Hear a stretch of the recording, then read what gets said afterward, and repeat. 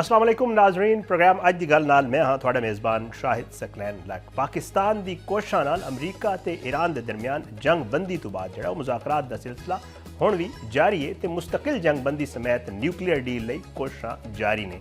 इस्लामाबाद विच दस्सिया जा रहा है कि एक बारी फिर जिहड़ा है वो मुज़ाकरात मुनक़िद होण जा रहे हैं और अमरीका के सदर डोनाल्ड ट्रंप ने यह कहा है कि ईरान के खिलाफ जारी जंग जिहड़ा है वो जल्द खत्म होने के करीब है तो हालात तेज़ी नाल किसी मुआहदे वाले पासे वध रहे हैं। ईरान ने तस्दीक की है कि जंग बंदी ते इस्लामाबाद मुज़ाकरात तो बाद जिहड़ा है वो पैगामात दा तबादला भी जारी है। पाकिस्तानी सालसी के जरिए राबते बरकरार ने ते मुकम्मल जंग बंदी लई भी साडी गलबात मजीद भी मुतवक्के।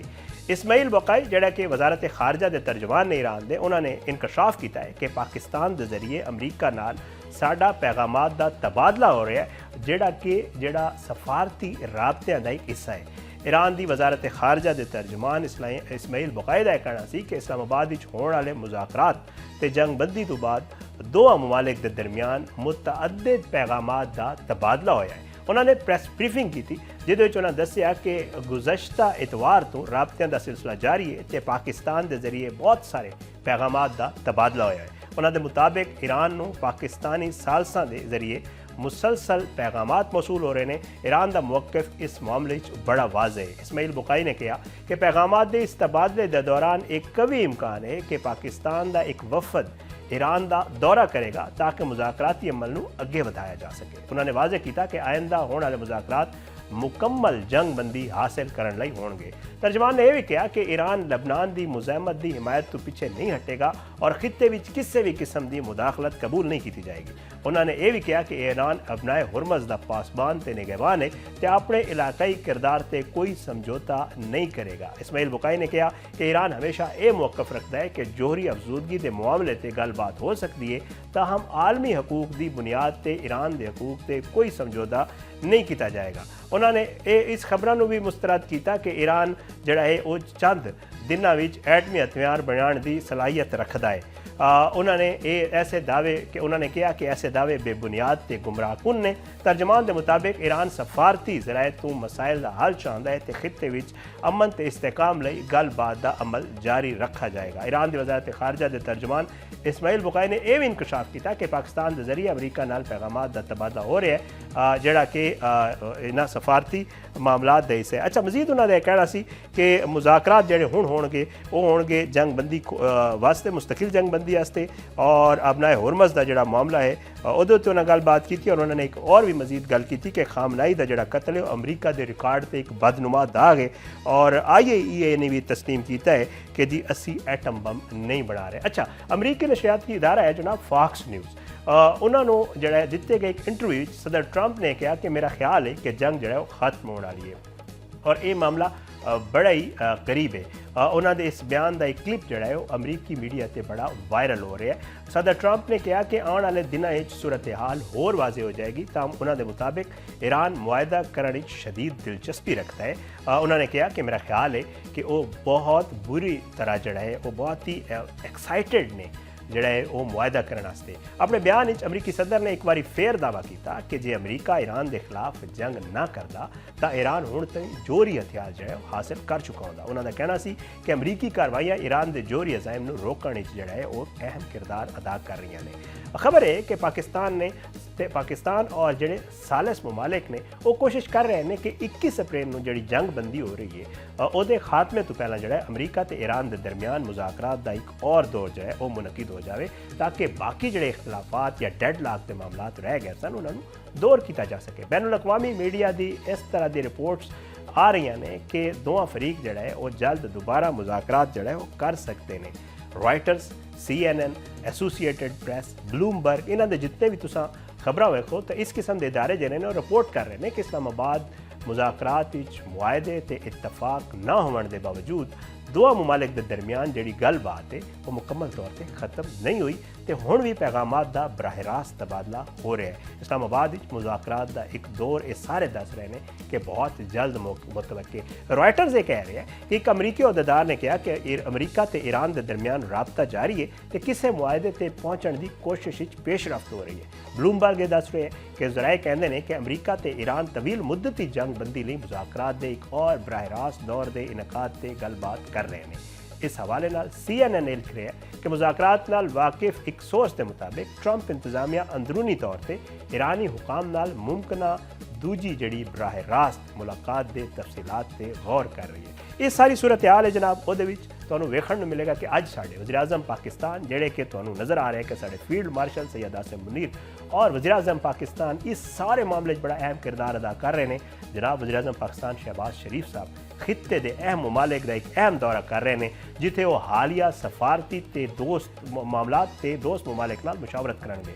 ज़राए दस रहे हैं कि सब तो पहला शहबाज शरीफ साहब जिहड़े सऊदी अरब विच सऊदी वलियायत शहजादा मोहम्मद बिन सलमान नाल मुलाकात करनगे ते इस दौरान दोवां रहनुमावां दे दरमियान इलाकाई ते आलमी सूरत हाल समेत इस्लामाबाद ते जिहड़ी मुज़ाकरात हुई है उहदी भी गलबात होएगी।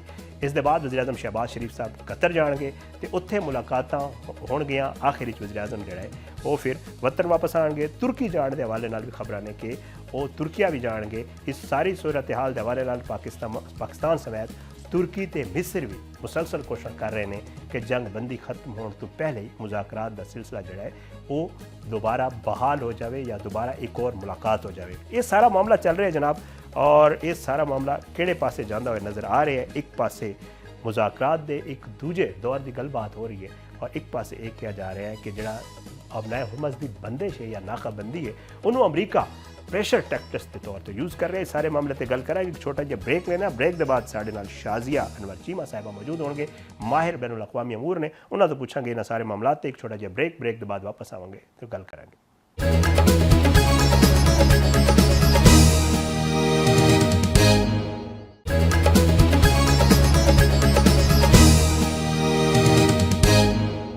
वेलकम बैक नाजरीन। साढ़े नाल मौजूद ने शाजिया अनवर चीमा साहिबा महर बैनुल अक़वामी अमूर ने। शाजिया साहिबा बहुत बहुत शुक्रिया तुसी प्रोग्राम में शिरकत की। एक तो ये दस दो जो मुज़ाकरात वाला मामला है तो ज़रा पहले गल कर लेने कि जी ट्रंप साहब खुद कह रहे हैं कि मुज़ाकरात का एक और दौर भी हो सकता है। की नज़र आ रहा है जिहड़ा पिछला दौर सी एक नवा दौर मुज़ाकरात का होने जा रहा है और एक्सपैक्ट किया जा रहा है कि वह भी इस्लामाबाद पाकिस्तान होएगा। किस चीज़ का नतीजा है? सफारतकारी पाकिस्तान की तरफ को जी की गई इन्हों के आपस में जी मैसेजेस शेयरिंग हुई या डायरैक्ट कोई राबते ने इस सारी सूरत हाल की नज़र आ रही है तुहानूं? देखो ये जो ट्रंप ने किया वे उदा एक ते गल सानू फिलहाल जहन च रखनी पवेगी कि साड़ी फॉरेन ऑफिस ने हाली जी तक ऐसी कोई गल नहीं की थी।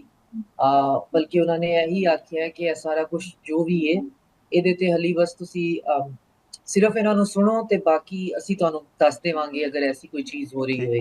ਤੇ ਉਹਨਾਂ ਦੇ ਨਾਲ ਰਾਬਤੇ ਦੇ ਬਾਅਦ ਵੀ ਉਹਨਾਂ ਨੇ ਇਹੀ ਜਵਾਬ ਦਿੱਤਾ ਤੇ ਇਹਦੇ ਚ ਨਾ ਹਾਂ ਵੇ ਨਾ ਵੇ ਦਾ ਮਤਲਬ ਹੈ ਕਿ ਆਫ ਕੋਰਸ मुज़ाकरात एक दिन ਦੇ ਵਿੱਚ ਬੰਦ ਤੇ ਨਹੀਂ ਸਣ ਹੋਗੇ। ਮੁਜ਼ਾਕਰਾਤ ਨੇ ਦੁਬਾਰਾ ਹੋਣਾ ਹੈ ਉਹਦੇ ਬਾਅਦ ਤੀਸਰੀ ਦਫਾ ਵੀ ਹੋਣਾ ਹੈ ਚੌਥੀ ਦਫਾ ਵੀ जी ਹੋਣਾ जी ਹੈ ਤੇ ਕਿਸੇ ਦੀ नॉनसेंसिकल विशफुल थिंकिंग ही हो सकती है ना कि इस तरह के कॉन्फ्लिक्ट एक दफा बह के तुसी उन्हां नूं हल करते हो ते तुहाडे सारे प्रॉब्लम सॉल्व तुसी एक 100 year treaty of peace sign करके बह गए हो। ठीक है। ਤੇ ਇਹ ਜਿਨ੍ਹਾਂ ਦਾ ਇਹ ਖਿਆਲ ਸੀ ਕਿ ਜੀ ਇਹ ਪਹਿਲੇ ਤੇ ਆਖਰੀ ਮੁਲਾਕਾਤ ਮੁਜ਼ਾਕਰਾਤ ਨੇ ਇਹਦੇ ਬਾਅਦ ਜਾਂ ਤੇ ਅਸੀਂ ਸੁਲਹ ਹੋ ਜਾਏਗੀ ਜਾਂ ਨਹੀਂ ਹੋਏਗੀ ਤੇ ਉਦੋਂ ਵੀ ਇਹੀ ਗੱਲ ਹੋ ਰਹੀ ਸੀ। ਮੈਂ ਹੀ ਅਰਜ਼ ਕਰ ਰਹੀ ਸਾਂ ਕਿ ਇੱਕ ਦੂਜੇ ਨੂੰ ਦੇਖ ਰਹੇ ਨੇ ਮਹਿਸੂਸ ਕਰ ਰਹੇ ਨੇ जी ਹਲੀ ਵੀ ਆਪਣਾ ਲਿਵਰੇਜ ਐਗਜ਼ਰਟ ਕਰਨ ਦੀ ਕੋਸ਼ਿਸ਼ ਕਰਨ ਦੇ ਵੇਖਣ ਦੀ ਕੋਸ਼ਿਸ਼ ਕਰਨ ਦੇ ਕਿ ਕੀ ਅਸੀਂ ਕਰ ਸਕਦੇ ਹਾਂ ठीक ਕੀ ਨਹੀਂ ਕਰ ਸਕਦੇ।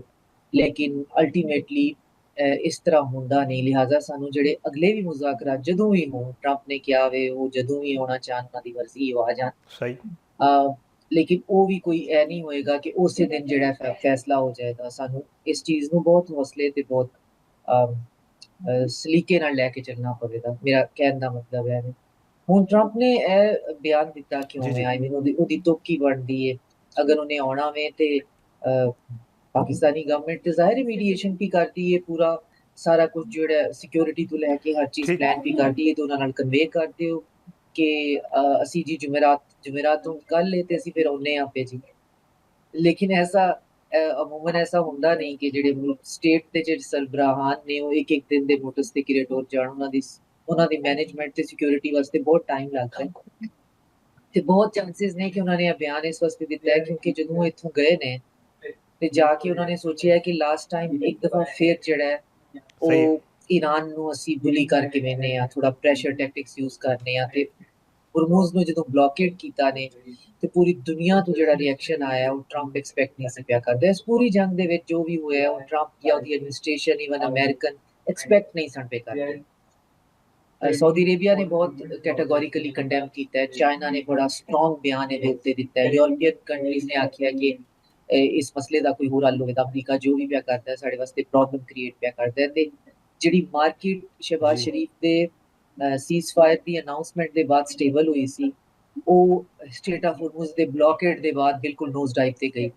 ਉਹ ਬਿਲਕੁਲ ਉਹਦੇ ਵਿੱਚ ਇੰਨਾ ਕੁ ਜ਼ਿਆਦਾ ਝੁਕਾਓ ਆ ਗਿਆ ਮਾਰਕੀਟ ਵਿੱਚ ਕਿ ਉਹਨੂੰ ਸਟੇਬਲ ਕਰਨ ਵਾਸਤੇ ਫੌਰੀ ਕੋਈ ਐਸਾ ਬਿਆਨ ਦੇਣਾ ਜ਼ਰੂਰੀ ਸੀ ਜਿਹੜਾ ਕਿ ਇਹ ਜ਼ਾਹਿਰ ਕਰਦਾ ਕਿ ਨਹੀਂ ਹਲੀ ਵੀ ਉਮੀਦ ਹੈ, ਹੋਪ ਮੌਜੂਦ ਹੈ ਤੇ ਟਰੰਪ ਦਾ ਹੋ ਸਕਦਾ ਹੈ ਉਹਨਾਂ ਨੇ ਇਹ ਬਿਆਨ ਇਸ ਵਾਸਤੇ ਦੇ ਦਿੱਤਾ ਹੋਵੇ ਕਿ ਹਾਲੀ ਵੀ ਅਸੀਂ ਨੈਗੋਸੀਏਸ਼ਨਸ ਪੇ ਕਰਨੇ।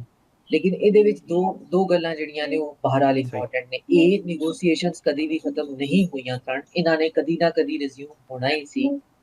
ਅਗਲੀਆਂ ਨੈਗੋਸੀਏਸ਼ਨਸ ਦੀ ਕੀ ਟਾਈਮ ਐਂਡ ਡੇਟ ਹੈ ਪਾਕਿਸਤਾਨ ਫੋਰਨ ਮਿਨਿਸਟਰੀ ਉਹਦੀ ਕੋਈ ਇਨਫੋਰਮੇਸ਼ਨ ਫਿਲਹਾਲ ਨਹੀਂ ਦੇ ਰਹੀ, ਲੇਕਿਨ ਇਹਦਾ ਵੀ ਮਤਲਬ ਨਹੀਂ ਕਿ ਐਸੀ ਕੋਈ ਡੇਟ ਜਾਂ ਫਰੇਮਵਰਕ ਹੋਵੇਗਾ ਹੀ ਨਹੀਂ, ਬਿਲਕੁਲ ਮੌਜੂਦ ਹੈ। ਉਹਦੇ ਚ ਟਰੰਪ ਆਉਂਦੇ ਨੇ ਜਾਂ ਨਹੀਂ ਆਉਂਦੇ ਇਹਦੇ ਬਾਰੇ ਸਾਡੀ ਕੋਈ ਇਤਲਾਹ ਨਹੀਂ, ਸਾਨੂੰ ਸਿਰਫ ਇਹ ਪਤਾ ਹੈ ਕਿ ਟਰੰਪ ਲੋਕਾਂ ਨੂੰ ਕਹਿੰਦੇ ਫਿਰਦੇ ਨੇ ਕਿ ਮੈਨੂੰ ਫੀਲਡ ਮਾਰਸ਼ਲ ਆਸਿਮ ਮੁਨੀਰ ਪਸੰਦ ਬਹੁਤ ਨੇ ਤੇ ਮੈਂ ਪਾਕਿਸਤਾਨ ਚੱਲਾਂ। ਠੀਕ ਹੈ ਸ਼ਾਜ਼ੀਆ ਸਾਹਿਬਾ, ਜਿਹੜੇ ਨੁਕਾਤ ਕੁਝ ਸਾਹਮਣੇ ਆਏ ਉਹਨਾਂ ਦੇ ਵਿੱਚ ਅਸੀਂ ਵੇਖਿਆ ਕਿ ਔਰ ਖੁਦ ਜਿਹੜਾ ਹੈ ਉਹ ਇਜ਼ਹਾਰ ਵੀ ਕੀਤਾ ਗਿਆ ਇਰਾਨੀ ਵਫਦ ਦੀ ਤਰਫ ਕੋਲ ਵੀ, ਔਰ ਜਿਹੜੀ ਮੈਂਸ ਵੀ ਕਹਿ ਚੁੱਕੇ ਨੇ ਕਿ ਅਸੀਂ ਮੁਆਹਦੇ ਦੇ ਨਜ਼ਦੀਕ ਸਾਂ ਪਰ ਕੁਝ ਮਾਮਲਾਤ ਇਹੋ ਜਿਹੇ ਸਨ ਜਿਨ੍ਹਾਂ 'ਤੇ ਸਾਡਾ ਡੈਡ ਲਾਕ ਪੈਦਾ ਹੋ ਗਿਆ ਸੀ। ਔਰ ਉਹ ਜ਼ਾਹਿਰੀ ਗੱਲ ਹੈ ਨੁਕਾਤ ਈਰਾਨ ਦੇ ਐਟਮੀ ਜਿਹੜੀ ਯੂਰੇਨੀਅਮ ਅਫਜ਼ੂਦਗੀ ਹੈ ਉਹਦੇ ਹਵਾਲੇ ਨਾਲ, ਅਬਨਾਏ ਹੁਰਮਜ਼ ਦੇ ਹਵਾਲੇ ਨਾਲ, ਜਾਂ ਜਿਹੜੇ ਈਰਾਨ ਦੇ ਉੱਤੇ ਪਾਬੰਦੀਆਂ ਲੱਗੀਆਂ ਨੇ ਉਹਦੇ ਹਵਾਲੇ ਨਾਲ ਜਿਹੜਾ ਕਿਹਾ ਗਿਆ ਕਿ ਉਹ ਨੁਕਾਤ ਸਨ ਜਿਨ੍ਹਾਂ 'ਤੇ ਡੈਡ ਲਾਕ ਹੋਇਆ। ਕੀ ਨਜ਼ਰ ਆ ਰਿਹਾ ਹੈ ਕਿ ਜਿਹੜਾ ਦੂਜਾ ਦੌਰ ਹੋਏਗਾ ਜਾਂ ਆਉਣ ਵਾਲੇ ਜਿਤਨੇ ਵੀ ਅਦਵਾਰ ਇਸ ਮਾਮਲੇ 'ਤੇ ਹੋਣਗੇ ਉਹ ਇਹਨਾਂ ਨੁਕਾਤ ਨੂੰ ਜਿਨ੍ਹਾਂ 'ਤੇ ਇਖਤਲਾਫਾਤ ਨੇ ਇਹਨਾਂ ਦੋਵਾਂ ਮਮਾਲਿਕ 'ਤੇ ਉਹਨਾਂ ਨੂੰ ਜਿਹੜਾ ਇਹ ਇਖਤਲਾਫਾਤ ਆਪਸ ਵਿੱਚ ਖਤਮ ਹੋਣਗੇ ਔਰ ਉਹਨਾਂ ਨੁਕਾਤ 'ਤੇ ਵੀ ਇਹਨਾਂ ਦਾ ਇਤਫਾਕ ਰਾਏ ਹੋ ਜਾਏਗਾ।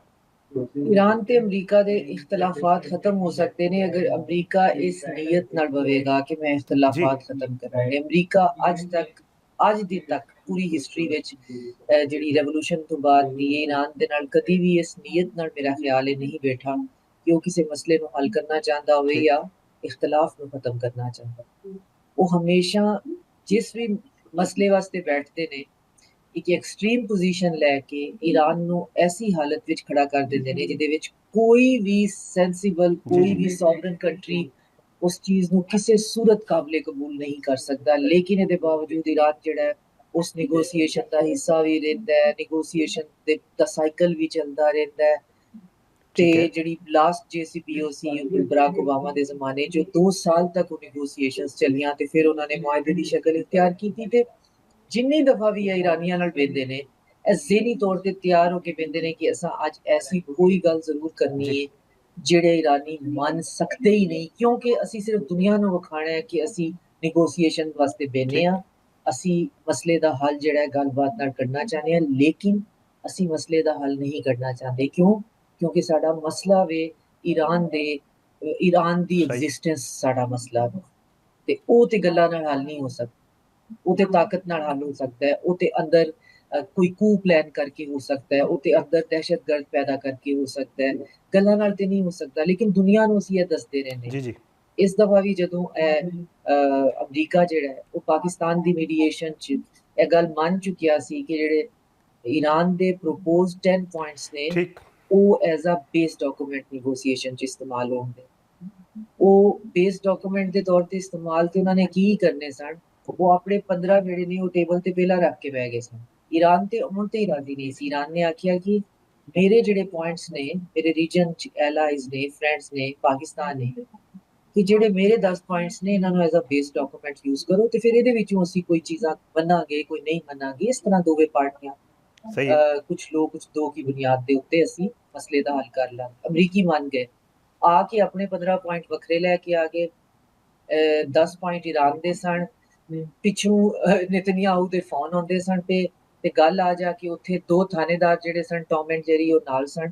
ਜੈਰਡ ਕੁਸ਼ਨਰ ਤੇ ਵਿਟਕੌਫ ਜਿਹੜੇ ਕਿ ਪੱਕੇ ਜ਼ਾਇਨਿਸਟ ਨੇ ਤੇ ਇਸਰਾਈਲੀ ਵੀ ਨੇ, ਉਹ ਜਿਹੜੇ ਨੇ ਉਹ ਇਸ ਗੱਲ ਨੂੰ ਮੋਨੀਟਰ ਪੇ ਕਰਦੇ ਸਨ ਕਿ ਕਿਤੇ ਕੋਈ ਗੱਲ ਕਿਤੇ ਹੋ ਨਾ ਜਾਏ, ਕਿਤੇ ਕੋਈ ਇਸ ਸੂਰਤ ਹਾਲ ਕਿਸੇ ਬੰਨੇ ਬਹਿ ਨਾ ਜਾਏ, ਇਹਨੂੰ ਜੀ ਹਰ ਸੂਰਤ ਸੈਬੋਟੇਜ ਕਰਨਾ ਹੈ। ਤੇ ਜਦੋਂ ਇਸ ਤਰ੍ਹਾਂ ਬਵੋਗੇ ਤੁਸੀਂ, ਤੁਹਾਡੇ ਪਿੱਛੇ ਤੁਹਾਨੂੰ ਤੁਹਾਡੀ ਬਲੈਕਮੇਲਿੰਗ ਦੇ ਖੌਫ ਤੋਂ ਲੈ ਕੇ ਹਰ ਇੱਕ ਸੈਨੇਟਰ, ਹਰ ਇੱਕ ਅਮਰੀਕੀ ਪੋਲੀਟੀਸ਼ੀਅਨ ਦੇ ਪਿੱਛੇ ਇੱਕ ਇੱਕ ਏਪੈਕ ਦਾ ਹੈਂਡਲਰ ਹੈ। ਪੂਰੀ ਜ਼ਿੰਦਗੀ ਤੁਹਾਡੀ ਕਾਲਜ ਲਾਈਫ ਤੋਂ ਲੈ ਕੇ ਤੁਹਾਨੂੰ ਅਹੁਦੇ ਦੇਣ ਤੱਕ ਪੂਰੀ ਜ਼ਿੰਦਗੀ ਤੁਹਾਡੀ ਫੰਡ ਹੈ। ਉਸ ਫੰਡਡ ਲਾਈਫ ਨੂੰ ਤੁਸੀਂ ਲਾਈਫ ਨੂੰ ਜਿੱਥੇ ਤੱਕ ਪਹੁੰਚਾ ਚੁੱਕੇ ਹੋ, ਠੀਕ ਵਾਪਸੀ ਦਾ ਕੋਈ ਰਸਤਾ ਕੋਈ ਨਹੀਂ, ਆਪ ਕੁਝ ਕਰਨਾ ਨਹੀਂ ਹੁੰਦਾ। ਤੇ ਕੰਪਰੋਮਾਈਜ਼ਡ ਕਿਸਮ ਦੇ ਲੋਕ ਜਿਹੜੇ ਨੇ, ਉਹ ਇਜ਼ਰਾਈਲੀ ਲੌਬੀ ਜਿਹੜੀ ਉਹਨਾਂ ਤੇ ਇਨਵੈਸਟਮੈਂਟ ਕਰਦੀ ਹੈ, ਜਿਵੇਂ ਸਹੀ ਕਿ ਪੀਟ ਹੈਗਸੈਥ ਹੋ ਗਿਆ। ਪੀਟ ਹੈਗਸੈਥ ਜਿਹਾ ਬੰਦਾ ਬਣ ਸਕਦਾ ਵੇ ਕੋਈ ਵਾਰ ਦਾ ਮਿਨਿਸਟਰ ਹੋਵੇ ਤੇ ਭਾਵੇਂ ਪੀਸ ਦਾ ਮਿਨਿਸਟਰ ਹੋਵੇ। ਇੰਤਹਾਈ ਜਿਹੜਾ ਲੋਅਰ ਰੈਂਕ ਤੇ ਫੌਜ ਦੇ ਵਿੱਚ ਕੋਈ ਜੀ ਚੰਦ ਟਾਈਮ ਹੈ ਰਿਹਾ ਵੇ, ਤੇ ਉਹਦੇ ਬਾਅਦ ਉੱਥੋਂ ਹੀ ਇਹਦੀ ਇੰਨੀ ਗੰਦੀ ਰੈਪ ਸ਼ੀਟ ਹੈ, ਅਲਕੋਹਲ ਦੇ ਅਬਿਊਜ਼ ਤੋਂ ਲੈ ਕੇ ਬਾਕੀ ਵੀ ਚੀਜ਼ਾਂ ਤੱਕ। ਲੇਕਿਨ ਏਪੈਕ ਲੌਬੀ ਤੇ ਯਹੂਦੀ ਜਿਹੜੇ ਨੇ ਉਹ ਉਸੇ ਬੰਦੇ ਨੂੰ ਟਾਰਗੇਟ ਕਰਦੇ ਨੇ ਜਿਹੜਾ ਕੰਪਰੋਮਾਈਜ਼ਡ ਹੁੰਦਾ ਹੈ ਠੀਕ ਹੈ ਤੇ ਉਹਦੇ ਉੱਤੇ ਇਨਵੈਸਟਮੈਂਟ ਕਰਦੇ ਨੇ। ਤੇ ਫਿਰ ਚੱਲ ਉਹ ਇਹ ਨਾ ਹੋਵੇ ਕਿ ਕਿਸੇ ਪੁਆਇੰਟ ਤੇ ਪਹੁੰਚ ਕੇ ਔਖਾ ਖਾਣੀਆਂ ਸ਼ੁਰੂ ਕਰਨ। ਫਿਰ ਜਦੋਂ ਐਸੇ ਲੋਕ ਜਿਹੜੇ ਨੇ ਉਹ ਜਦੋਂ ਮੁਜ਼ਾਕਰਾਤ ਦੀ ਮੇਜ਼ ਤੇ ਬਹਿੰਦੇ ਨੇ, ਨਾ ਤੇ ਉਹ ਉਸ ਵਕਤ ਉਹਨਾਂ ਦੇ ਕੋਲ ਏਜੰਸੀ ਹੁੰਦੀ ਹੈ, ਨਾ ਉਹਨਾਂ ਕੋਲ ਆਪਣੀ ਪਾਵਰ ਹੁੰਦੀ ਹੈ, ਨਾ ਜੀ ਉਹਨਾਂ ਕੋਲ ਆਪਣਾ ਡਿਸੀਜਨ ਲੈਣ ਦੀ ਕੋਈ ਅਥਾਰਟੀ ਹੁੰਦੀ ਹੈ। 12 ਦਫਾ ਜੇਡੀ ਵੈਂਸ ਨੇ ਪਿੱਛੇ ਫੋਨ ਕੀਤਾ, ਜਿਹਨੂੰ ਪਿੱਛੇ ਫੋਨ ਕੀਤਾ ਉਹਦੀ ਬੁੱਢੀ ਜਿਹੜੀ ਉਹ ਪ੍ਰੈਸ ਕਾਨਫਰੰਸ ਕਰਦੀ ਫਿਰਦੀ ਹੈ ਮਿਲਾਨੀਆ ਟਰੰਪ ਕੇ ਮੇਰਾ ਤੇ ਐਪਸਟੀਨ ਨਾਲ ਕੋਈ ਤਾਲੁਕ ਨਹੀਂ ਸੀ, ਤੇ ਐਪਸਟੀਨ ਸਾਰਾ। ਤੇ ਸਾਨੂੰ ਸਮਝ ਨਹੀਂ ਆਉਂਦੀ ਕਿ ਜਿਹੜਾ ਪਾਗਲਖਾਨਾ ਹੈ, ਇਸ ਪਾਗਲਖਾਨੇ ਤੋਂ ਸਾਡੀ ਜਾਨ ਛੁੱਟੇਗੀ ਕਿ ਸਾਨੂੰ ਤਕਰੀਬਨ ਕੋਈ 100 ਸਾਲ ਤੇ ਹੋਣ ਨੂੰ ਆ ਗਏ ਨੇ ਇਹ ਕਲੋਨੀਅਲਿਜ਼ਮ ਤੋਂ ਬਾਹਰ ਨਿਕਲ ਕੇ ਇਹ ਤਮਾਸ਼ਾ ਵੇਖਦੀਆਂ। ਹੁਣ ਇਹਦੇ ਤੋਂ ਸਾਡੀ ਜਾਨ ਕਿਵੇਂ ਛੁੱਟੇਗੀ? ਹੁਣ ਇਹ ਦੁਬਾਰਾ ਸਹੀ ਬਹਿ ਜਾਣਗੇ। शाजिया साहबा एक मामला लबनान का भी है और ईरान बार बार ये कह चुका है कि जी लबनान की जंग बंदी प्रियोरिटी है। लबनान से अगर हमले होणगे तो फिर असी किसी जंग बंदी शामिल नहीं होवांगे। इसराइल इस गल की जड़ा है वो बार बार वो भी रिपीट कर रहे हैं कि जी लबनान इस जंग बंदी शामिल नहीं। कि लग रहा है अमरीका जड़ा है वो इसराइल को राज़ी कर पाएगा कि वो कम अज़ कम लबनान जंग बंदी कर लवे, उत्थे हमले ना करे। ट्रंप साहब राज़ी कर पाएंगे नेतन्याहू नूं? ਲੈਬਨਾਨ ਦੇ ਵਿੱਚ ਤਕਰੀਬਨ ਕੋਈ 50-50 ਮੁਸਲਿਮ ਕ੍ਰਿਸਚੀਅਨ ਪਾਪੂਲੇਸ਼ਨ ਹੈ, ਤੇ ਉਹ ਜਿਹੜਾ जी ਵੀ ਉਹ ਵੀ ਬਕਾਇਦਾ ਉੱਥੇ ਆਪਣਾ ਫੇਵਰਿਟ ਬੰਦਾ ਜਿਹੜਾ ਇਸਰਾਈਲ ਤੇ ਅਮਰੀਕਾ ਨੇ ਲਵਾਇਆ ਹੈ। ਜਿਹੜਾ ਪ੍ਰੋਬਲਮ ਹੈ, ਜਿਹੜਾ ਇਹਨਾਂ ਨੂੰ ਪ੍ਰੋਬਲਮ ਹੈ, ਉਹ ਹਿਜ਼ਬੁੱਲਾ ਨੇ, ਜਿਹੜੇ ਐਥਨਿਕ ठीक ਸ਼ੀਆ ਮੈਜੋਰਿਟੀ ਹੈ, ਜਿਹੜੀ ਕਿ ਇੱਕ ਪੋਲੀਟੀਕਲ ਪਾਰਟੀ ਹੈ, ਜਿਹਦੀ ਇੱਕ ਆਰਮਡ ਵਿੰਗ ਵੀ ਹੈ, ਜਿਹੜੇ ਕਿ ਬਹੁਤ ਵੱਡੇ ਏਰੀਆ ਦੇ ਉੱਤੇ ਉਹਨਾਂ ਦੀ ਪੋਲੀਟੀਕਲ ਉਹਨਾਂ ਦਾ ਮੈਂਡੇਟ ਹੈ, ਉਹਨਾਂ ਦੀ ਹਕੂਮਤ ਹੈ। ਤੇ ਪਹਿਲੇ ਤਾਂ ਇਹ ਕਿ ਇੱਕ ਐਸੀ ਪੋਲੀਟੀਕਲ जी ਪਾਰਟੀ जी ਨੂੰ ਜਿਹੜੀ ਲੋਕਾਂ ਦੇ ਇਲੈਕਸ਼ਨ ਵਿੱਚ ਜੀਤ ਕੇ ਹਕੂਮਤ ਜਿਹਦੀ ਬਣਦੀ ਹੈ, ਉਹਨੂੰ ਦਹਿਸ਼ਤਗਰਦ ਆਖਣਾ, ਦਹਿਸ਼ਤਗਰਦ ਸਮਝਣਾ ਜਿਹੜਾ ਹੈ ਉਹ ਖੈਰ ਪਹਿਲਾਂ ਤੇ ਇਹਨਾਂ ਕੋਲ ਜਵਾਬ ਮੰਗਿਆ ਜਾਏ। ਤੇ ਇਹਨਾਂ ਦਾ ਪ੍ਰੋਬਲਮ ਜਿਹੜਾ ਹੈ ਉਹ ਹਿਜ਼ਬੁੱਲਾ ਉਸ ठीक है ਪੋਲੀਟੀਕਲ ਜਮਾਤ ਦੇ ਨਾਲ ਹੈ, ਖਾਸ ਤੌਰ ਤੇ ਉਸ ਜਮਾਤ ਦੇ ਜਿਹੜਾ ਆਰਮਡ ਜਾਂ ਰੈਜ਼ਿਸਟੈਂਸ ਵਿੰਗ ਹੈ, ਜਿਹੜਾ ਕਿ ਬਣਾਇਆ ਹੀ ਇਸ ਲਈ ਗਿਆ ਸੀ ਕਿ ਇਜ਼ਰਾਈਲ ਜਿਹੜਾ ਹੈ ਉਹ ਲੈਬਨਾਨ ਦੀ ਤਰਫ ਜਿਹੜਾ ਹੈ ਉਹ ਵੀ ਇਲਾਕਾ ਜਿਹੜਾ ਹੈ ਉਹ ਕਬਜ਼ੇ 'ਚ ਲੈਣਾ ਚਾਹੁੰਦਾ ਹੈ ਤੇ ਲੈਂਦਾ ਹੈ ਪਿਆ, ਮੁਸਲਸਲ ਲੈ ਜਾਂਦਾ ਹੈ, ਤੇ ਉਹਨਾਂ जी ਨੂੰ ਰੈਜ਼ਿਸਟ ਕਰਨ ਵਾਸਤੇ, ਕਿਉਂਕਿ ਉਹਨਾਂ ਦਾ ਜਿਹੜਾ ਇਲਾਕਾ ਵੇ, ਜਿਹੜਾ ਜਗ੍ਹਾ ਵਿੱਚ ਉਹ ਰਹਿੰਦੇ ਨੇ, ਉਹ ठीक ਬਦਕਿਸਮਤੀ ਨਾਲ ਇਸਰਾਈਲ ਨੂੰ ਲੱਗਦੀ। ਹੁਣ ਇਸ ਚੀਜ਼ ਨੂੰ ਅਗਰ ਲੈਬਨਾਨ ਦੇ ਮਸਲੇ ਨੂੰ ਵਿੱਚੋਂ ਇਹ ਕੱਢਦੇ ਨੇ ਤੇ ਈਰਾਨ ਨਹੀਂ ਮੰਨਦਾ, ਲੇਕਿਨ ਇਹਨੂੰ ਵਿੱਚ ਨਾ ਪਾਉਣ ਵਾਸਤੇ, ਇਹਨੂੰ सही ਸੈਪਰੇਟ ਰੱਖਣ ਵਾਸਤੇ ਨੇਤਨਯਾਹੂ ਨੇ ਇੱਕ ਵੱਖਰੀ ਮਕਾਰੀ ਕੀਤੀ ਹੈ ਕਿ ਇਹਨੂੰ ਬਾਇਲੇਟਰਲੀ ਹੱਲ ਕਰਨ ਦਾ ਡਰਾਮਾ ਸ਼ੁਰੂ ਕਰ ਦਿੱਤਾ ਹੈ। ਪਿਛਲੇ 70 ਸਾਲਾਂ ਤੋਂ ਤੇ ਇਹ ਬਾਇਲੇਟਰਲ ਪ੍ਰੋਬਲਮ ਨਾ ਤੇ ਤੇਰੇ PLO ਨਾਲ ਜਿਹੜੇ ਨੇ ਹੋਏ ਨੇ, ਜਿਹੜੀ जी जी ਪੈਲਸਟੀਨੀਅਨ ਲਿਬਰੇਸ਼ਨ ਅਥਾਰਟੀ ਹੈ, ਨਾ ਅਲ-ਫਤਹ ਨਾਲ ਹੋਏ ਨੇ, ਨਾ ਹਮਾਸ ਨਾਲ ਹੋਏ ਨੇ, ਨਾ ਹਿਜ਼ਬੁੱਲਾ ਨਾਲ। ਯਾਨੀ ਨੈਗੋਸੀਏਸ਼ਨ ਤੇ ਹਮੇਸ਼ਾ ਇਜ਼ਰਾਈਲ ਜਿਹੜਾ ਇੱਕ ਐਸਾ ठीक ਜੈਨੋਸਾਈਡਲ ਮੈਨੀਅਕ ਕਿਸਮ ਦਾ ਆਈਡੀਆ ਵੇ, ਉਹਨੂੰ ਸਟੇਟ ਵੀ ਨਹੀਂ ਆਖਣਾ ਚਾਹੀਦਾ, ਕਿ ਉੱਥੇ ਨੈਗੋਸੀਏਟਰ ਮਾਰ ਸਕਦੇ ਨੇ, ਨੈਗੋਸੀਏਸ਼ਨ ਵਾਲੀ ਜਗ੍ਹਾ ਦੇ ਉੱਤੇ ਬੰਬਾਰਮੈਂਟ ਕਰ ਦਿੰਦੇ ਨੇ। ਇਹਨਾਂ ਨੇ ਕੀ ਨੈਗੋਸੀਏਸ਼ਨ ਕਰਨੀ? ਲੇਕਿਨ ਅੱਜ ਉੱਥੇ ਮੁਜ਼ਾਕਰਾਤ ਹੁੰਦੇ ਜ਼ਰੂਰ ਨੇ ਪਏ, ਤੇ ਉਹ ਮੁਜ਼ਾਕਰਾਤ ਵੀ ਸਿਰਫ ਇਸ ਵਾਸਤੇ ਕਿ ਕਿਸੇ ਨਾ ਕਿਸੇ ਤਰੀਕੇ ਨਾਲ ਈਰਾਨ ਲੈਬਨਾਨ ਦੇ ਉੱਤੇ ਆਪਣੀ ਸੂਈ ਮੱਤ ਅੜਾਵੇ, ਤੇ ਲੈਬਨਾਨ ਜਿਹੜਾ ਹੈ ਉਹ ਬਾਇਲੇਟਰਲੀ ਇਜ਼ਰਾਈਲ ਦੇ ਨਾਲ ਨੱਥੀ ਰਵੇ, ਉਹ सही ਪੂਰੇ है ਫਰੇਮਵਰਕ ਦਾ ਹਿੱਸਾ ਨਾ ਬਣੇ। ਕਿਉਂਕਿ ਇਹ ਗੱਲਾਂ ਤੇ ਜ਼ਾਹਿਰ ਹੈ ਕਿ ਨਿਕਲ ਹੀ ਜਾਂਦੀਆਂ ਨੇ, ਜਿਹੜੀ ਮੈਂ ਬਾਰ-ਬਾਰ ਅਰਜ਼ ਵੀ ਕਰਨੀ ਆ ਕਿ ਪਾਕਿਸਤਾਨ ਜਿਹੜਾ ਉਹ ਬਲੂਪ੍ਰਿੰਟ ਡਰਾਫਟ ਪਿਆ ਕਰਦਾ ਹੈ, ਇੱਕ ਆਈਡੀਆ ਕਨਸੀਵ ਪਿਆ ਕਰਵਾਉਂਦਾ ਹੈ ਪੂਰੇ ਰੀਜਨ ਕੋਲ ਕਿ ਤੁਸੀਂ ਆਪਣਾ ਇੰਡੀਜੀਨਸ ਸਿਕਿਉਰਿਟੀ ਦਾ ਤੇ ਇਕਨੋਮੀ ਦਾ ਇੱਕ ਮਾਡਲ ਬਣਾਓ ਦੇ ਜਿਹਦੇ ਵਿੱਚ ਸਭ ਮੁਲਕ ਜਿਹੜੇ ਨੇ ਉਹ ਇਕੱਠੇ ਰਹਿਣ ਦੇ, ਜਿਹਦੇ ਵਿੱਚ ਈਰਾਨ ਜਿਹੜਾ ਉਹ ਆਈਸੋਲੇਟਿਡ ਫੀਲ ਨਹੀਂ ਕਰੇਗਾ ਤੇ ਈਰਾਨ ਦੀ ਆਈਸੋਲੇਸ਼ਨ ਨੂੰ ਮੁਕਾਉਣ ਵਾਸਤੇ ਤੇ ਰੀਜਨ ਦੇ ਬਾਕੀ ਲੋਕ ਉਹਦੇ ਤੋਂ ਇੰਟੀਮੀਡੇਟ ਨਾ ਹੋਣ, ਸਾਨੂੰ ਕੋਈ ਇੰਡੀਜੀਨਸ ਪਲਾਨ ਕਰਨਾ। ਉਸ ਪਲਾਨ ਦੇ ਵਿੱਚ ਜਾਂ ਤੇ ਵੈਸਟ ਜਿਹੜਾ ਹੈ ਖਾਸ ਤੌਰ ਤੇ ਅਮਰੀਕਾ ਰੀਕੈਲੀਬਰੇਟ ਕਰੇਗਾ ਜਾਂ ਇੰਟੀਗ੍ਰੇਟ ਕਰੇਗਾ। ਅਗਰ ਇਹ ਦੋਵੇਂ ਨਹੀਂ ਕਰੇਗਾ ਤੇ ਇਰਰੈਲੀਵੈਂਟ ਹੋ ਜਾਏ। ਫਿਲਹਾਲ ਇਹ ਗੱਲ ਜਿਹੜੀ ਹੈ ਤੁਹਾਨੂੰ ਬਹੁਤ ਘੱਟ ਲੋਕ ਜਿਹੜੇ ਨੇ ਸ਼ਾਇਦ ਹੀ ਕੋਈ ਕਰਦਾ ਹੋਇਆ ਨਜ਼ਰ ਆਏ, ਲੇਕਿਨ ਇਸ ਪੂਰੇ ਮੁਜ਼ਾਕਰਾਤ ਦੇ ਪਿੱਛੇ ਬਹੁਤ ਜ਼ਿਆਦਾ ਮਿਹਨਤ ਵੀ ਹੁੰਦੀ ਹੈ ਸਾਊਦੀ ਅਰੇਬੀਆ ਤੇ ਗਲਫ ਦੇ ਹੋਰ 2-3 like minded countries minus UAE ਤੇ ਬਹਿਰੀਨ ਤੇ ਤੁਰਕੀ, ਸੈਂਟਰਲ ਏਸ਼ੀਆ ਪੂਰਾ, ਈਰਾਨ, ਅਸੀਂ ਮਿਲ ਕੇ ਕੋਈ ਆਪਣਾ ਮਨਸੂਬਾ ਐਸਾ ਪੇ ਬਣਾਉਂਦੇ ਹਾਂ ਜਿਹਦੇ ਵਿੱਚ ਸਾਨੂੰ ਕਿਸੇ ਥਰਡ ਪਾਰਟੀ ਦੀ ਨਾ ਇਕਨੋਮੀ ਵਾਸਤੇ ਜ਼ਰੂਰਤ ਰਵੇ ਨਾ ਸਿਕਿਉਰਿਟੀ ਵਾਸਤੇ ਜ਼ਰੂਰਤ ਰਵੇ। ਅੱਜ ਸਾਊਦੀ ਅਰੇਬੀਆ ਦੇ ਫੋਰਨ ਮਿਨਿਸਟਰ ਨੇ ਪਬਲਿਕਲੀ ਕਹਿ ਦਿੱਤਾ ਹੈ ਕਿ ਸਾਨੂੰ ਚੂੰਕਿ ਸਾਡੇ ਕੋਲ ਪਾਕਿਸਤਾਨ ਦੇ ਬਹੁਤ ਜ਼ਿਆਦਾ ਇੱਥੇ ਹੁਣ ਸਿਕਿਉਰਿਟੀ ਆ ਗਈ ਹੈ ਕਿਉਂਕਿ ਅਸਾਂ ਹੋਰ 에ਅਰਫੋਰਸ ਵੀ ਪਾਕਿਸਤਾਨ ਨੇ ਭੇਜੀ ਹੈ। ਤੁਹਾਨੂੰ ਪਤਾ ਹੀ ਹੋਏਗਾ ਜਿਸ ਦਿਨ ਅਸੀਂ ਇੱਥੇ ਮੁਜ਼ਾਕਰਾਤ ਪੇ ਕਰਵਾਉਂਦੇ ਸਾਂ ਇੱਥੋਂ ਡਿਪਲੋਏ ਵੀ ਆਉਂਦੀਆਂ ਸਨ ਫੌਜਾਂ ਸਾਊਦੀ ਅਰਬ ਦੀ, ਤੇ ਉਹਨਾਂ ਨੇ ਵਜ਼ੀਰ ਖਾਰਜਾ ਨੇ ਆਖਿਆ ਕਿ ਹੁਣ ਚੂੰਕਿ ਸਾਡੇ ਕੋਲ ਸਿਕਿਉਰਿਟੀ ਦਾ ਕੋਈ ਮਸਲਾ ਨਹੀਂ, ਇਸ ਵਾਸਤੇ ਕੋਈ ਪ੍ਰੋਬਲਮ ਨਹੀਂ ਅਗਰ ਅਮਰੀਕੀ ਜਿਹੜੇ ਨੇ ਉਹ ਜਾਣਾ ਵੀ ਚਾਹੁੰਦੇ ਨੇ ਤੇ ਤੁਸੀਂ ਆਹਿਸਤਾ ਆਹਿਸਤਾ ਵੇਖੋ ਦੇ ਕਿ ਹਲਕੇ ਹਲਕੇ ਕੋਈ ਕਿਸੇ ਨੂੰ ਇਹ ਨਹੀਂ ਕਹੇਗਾ ਕਿ ਤੁਸੀਂ ਜਾਓ ਜਾਂ ਆਓ, ਲੇਕਿਨ ਚੀਜ਼ਾਂ ਜਿਹੜੀਆਂ ਨੇ ਉਹ ਆਪ ਹੀ ਮੂਵ ਕਰ ਜਾਣਗੀਆਂ ਕਿਉਂਕਿ ਇਸ ਰੀਜਨ ਦੀ ਸਿਕਿਉਰਿਟੀ ਨੂੰ ਸਟੇਬਲਾਈਜ਼ ਕਰਨ ਵਾਸਤੇ ਪਾਕਿਸਤਾਨ ਜਿਹੜਾ ਉਹ ਬਹੁਤ ਮੁਤਹਰਕ, ਇੱਕ ਪਾਸੇ ਉਹ ਆਪਣੇ ਜੰਗੀ ਜਹਾਜ਼ਾਂ ਨਾਲ ਈਰਾਨ ਦੇ ਜਿਹੜੇ ਡੈਲੀਗੇਸ਼ਨ ਹੈ ਉਹਨੂੰ ਸਿਕਿਉਰ ਕਰਕੇ ਇਸਲਾਮਾਬਾਦ ਲਿਆਉਂਦਾ ਹੈ, ਜਿਹੜਾ ਕਿ ਇੰਨਾ ਕੁ ਮੁਸ਼ਕਿਲ ਕੰਮ ਹੈ ਲੇਕਿਨ ਅੱਲਾਹ ਦਾ ਸ਼ੁਕਰ ਹੈ ਕਿ ਉਹ ਹੋ ਜਾਂਦਾ ਹੈ। ਤੇ ਦੂਸਰੀ ਦਫਾ ਉਸੇ ਹੀ ਦਿਨ ਉਹ ਸਾਊਦੀ ਅਰੇਬੀਆ ਦੀ ਸਿਕਿਉਰਿਟੀ ਵਾਸਤੇ ਉੱਥੇ ਆਪਣੇ ਜਿਹੜੇ ਨੇ ਨਾ ਫਾਈਟਰ ਜੈਟ ਭੇਜਦਾ ਪਿਆ। ਸ਼ਾਜ਼ੀਆ ਸਾਹਿਬ ਨਾਲ ਹੀ ਰਹਿਣਾ, ਇੱਕ ਛੋਟਾ ਜਿਹਾ ਬ੍ਰੇਕ ਲੈਣਾ, ਬ੍ਰੇਕ ਦੇ ਬਾਅਦ ਵਾਪਸ ਆਵਾਂਗੇ ਤੇ ਇਸ ਮਾਮਲੇ ਤੇ ਕੁਝ ਮਜ਼ੀਦ ਗੱਲ ਵੀ ਕਰਾਂਗੇ।